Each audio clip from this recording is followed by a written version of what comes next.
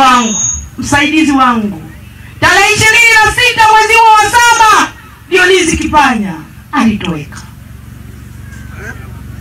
Nimelisema kwa Mheshimiwa Rais tarehe 16 mwezi huo tarehe 26 Dionisi akapotea. Mheshimiwa Mwenyekiti, wajibu wa mbunge nimelipeleka lile jambo bungeni kama mwakilishi.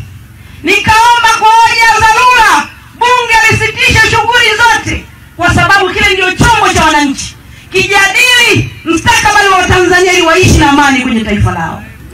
Nilikataliwa mbele ya bunge. Spika akasema sina taarifa, sijui hiyo habari unaoizungumza. Mimi ni kweli ndani ya bunge mimi ni sawa na machozi ya samaki ndani ya ziwa. Hayawezi kuonekana. Lakini Mheshimiwa Mwenyekiti, nchi yetu, mkoa wetu, hatuna shida ya mali tulizonazo za kusababisha watu waondokane na umaskini. Shida iliyopo kwenye mkoa wetu na taifa letu ni mfumo wa Chama cha Mapinduzi kutupatia umaskini. Mheshimiwa Mwenyekiti, kwa sababu mkutano ni wako, swala la bandari unajua nilisema, ila nikiwa peke yangu nikapiga kula hadharani kwa sababu mwakilishi yoyote lazima ashirikishe anaowakilisha.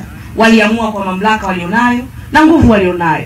Taifa hili linahitaji ukombozi na ukombozi ni sasa. Asante sana mwenyekiti kwa nafasi.